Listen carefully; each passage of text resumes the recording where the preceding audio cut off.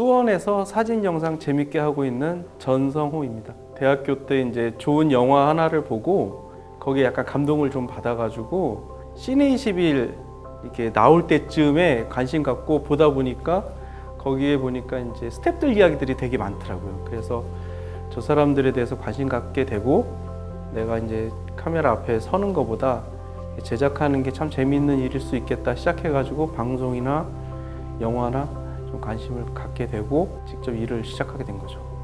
일단은 제가 왜 그런 영화에 대해서 관심을 갖고 했는지 저도 이게 생각을 해봤는데 20대 때 있잖아요. 20, 30대면 이제 어떤 자기 안에 철학 같은 거 있잖아요. 이를테면은 저는 이제 기독교인이라서요. 뭐 신이 있네 없네 이런 거 있잖아요. 이런 거에 대해서 되게 궁금했고 사실 잘 모르잖아요. 신이 있다라고 믿었을 때 이걸 많은 사람들한테 알려주고 같이 공감하는 사람들이 많아지고 그게 큰 커뮤니티가 되면은 내 삶이 되게 좋아질 거라고 생각을 했던 것 같아요. 그래가지고 이런 것들을 가장 잘 전달할 수 있는 매체로 영화를 생각했던 것 같아요. 왜냐하면 영화를 해보신 분들은 다 아시겠지만 철저하게 통제된 상황에서 여기서 이제 다큐멘터리 같은 거 빼고 전극 같은 영화를 만들 때는 모든 환경이 다 통제되잖아요. 프리부터 포스트까지. 그러면 올고지 감독이 준비만 돼 있다면 내 메시지를 정확하게 전달할 수가 있는 것 같아요. 좋은 매체를 통해서 좋은 메시지를 전달하기에는 영화보다 더한 건 없다라고 생각했던 것 같아요. 영상 매체를 시작하게 된 단초가 된 영화가 성스러운 피라는 영화예요. 지금도 난해하고 어렵고 한데 저한테는 그때 그게 되게 좋더라고요. 예전 영화긴 한데. 근데 왜 좋은지에 대한 고민도 해봤거든요. 그러면서 시작했던 것 같아요. 모든 사람들을 다 아우를 수 있는 메시지라는 건 사실 없잖아요. 그런데 누군가나 아니면 어떤 그룹이나 일정 수의 사람들과의 공감을 이룰 수 있는 게 있다면 그게 바로 감동으로 이어진다라고 믿었던 것 같아요. 그런 식으로 해가지고 영화를 시작했죠. 맨 처음에 독립영화 조금 하다가요. 메이저 쪽에 처음 시작한 게 이제 민규동 감독님의 내 생애 가장 아름다운 일주일이라는 작품의 이제 연출팀으로 같이 합류하게 됐고요. 그 이후에 한두 개 정도 더 하다가 마지막에 이제 앤티크라는 이제 민규동 감독님 작품 마지막으로 해가지고 영화는 거기까지만 했어요. 기본적으로 사람들한테 공감을 줄 수 있는 글을 쓴다는 게 되게 어려워요. 그래서 초고 쓰고 투고 쓰고 나중에는 이제 윤색 작업까지도 가는데 바뀌면서 제일 어려운 게 뭐냐면은 사실 감독이 맨 처음에 생각했던 것들이 그대로 유지되는 게 되게 어려워요. 왜냐면은 그 당시 기본 예산이 한 30억 정도의 백신 정도 그리고 촬영을 한 100일 정도가 기본 포맷이었어요. 근데 이 백신 안에 녹여내야 되는데 처음에는 내가 이 사람과 사랑하는 이야기가 됐다가 나중에 여러 사람을 사랑하는 이야기로 변질되기도 하거든요. 왜냐면은 수많은 사람들이 30억에 투자를 해가지고 보니까 자기들 의견들이 너무 많잖아요. 이게 사람들 좋아한다, 저게 사람들 좋아한다. 이걸 잃지 않으면서도 이것과도 또 너무 벌어지지 않는. 근데 이걸 조율하는 게 되게 어려워요. 왜냐하면 사람들은 그 이야기를 잘 모른다 이거죠. 그런데도 불구하고 투자했다 치면 어쨌든 또 수익이 있어야 되니까 결국은 효율성이 저는 중요하다고 생각해요.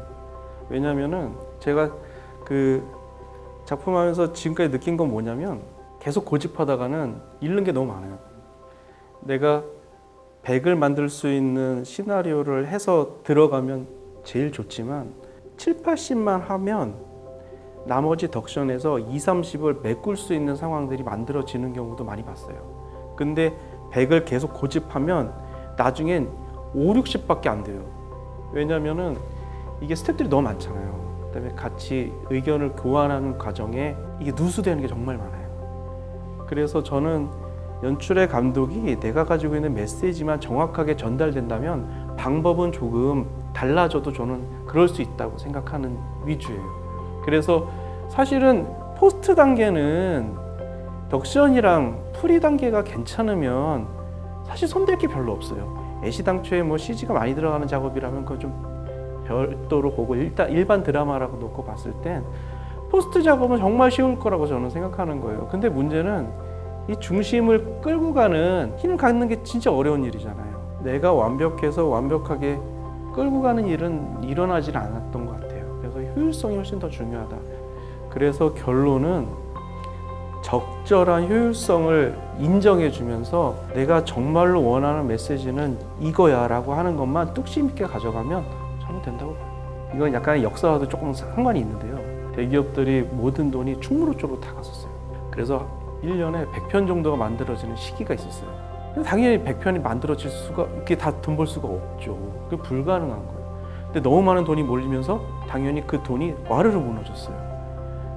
다 죽는다고 그러고 그 돈이 다른 데로 새기면서 충무로에 정말 많은 스태프들이 계시다가 다 이제 뿔뿔이 흩어지는 와중에 저도 있었어요. 왜냐면 저랑 같이 지내던 분들도 다른 생각해보는 것도 좋겠다라는 의견 많이 피력했고, 두 번째로는 잘 판단해야 되는 것 같아요. 영화의 종류가 굉장히 다양하잖아요. 일하는 게 누구는 편집을 잘 하실 수도 있고 누구는 녹음을 잘 하실 수도 있는데 많은 분들이 감독하고 싶어 하시잖아요. 감독이 보기엔 좋지만 그거를 다 이끌어갈 능력이 되는 사람은 많지 않잖아요. 저도 그 중에 한 사람이었던 것 같아요. 저도 감독하고 싶어서 단편 영화도 만들어 보고 스태프로 참여도 해봤지만 그게 안 되더라고요. 그래서 영화는 여기까지만 하고 다른 길 찾아봐도 괜찮겠다라는 생각이 들어서 넘어갔고요. 그러다가 우연히 이제 SBS 쪽에 연이 닿아서 거기서 시작하게 됐죠. 통제된 상황에서 이렇게 절제되고 모든 것들을 내가 할 수 있는 상황에서 메시지를 전달하는 매체가 영화라고 생각을 하거든요. 다큐멘터리도 마찬가지인 것 같아요. 전혀 통제가 되지 않아요. 그런데 제가 개입할 여지가 정말 없으려면 없을 수도 있는 거예요. 그러면 내가 내 메시지와 결이 맞는 아이템만 선택이 된다면 저 메시지를 그대로 전달할 수가 있는 것 같아요. 그러니까 내가 뭘 집어넣고 전지적 관점에서 뭘 하고 막 이러는 거 말고 올고지 그걸 여기에서 그대로 옮기고 우리는 포장만 예쁘게 해서 사람들이 열어봤을 때 그거구나 할 수 있는 장르가 다큐멘터리인 것 같아요. 그래서 영화와 이 다큐멘터리가 맥이 같다라고 저는 판단하고 있어요. 다큐멘터리를 제가 좋아하는 이유가 그거이고 그 기조를 계속 잘 유지하는 게 쉽지는 않은데 할 수만 있다면 그렇게 하고 있는 거죠. 누군가가 이제 PD가 되고 싶어하고 방송 프로그램 만들고 싶어하고 이런 분들 많이 계시잖아요. 그분들이 저한테 가끔 물어볼 때도 있어요.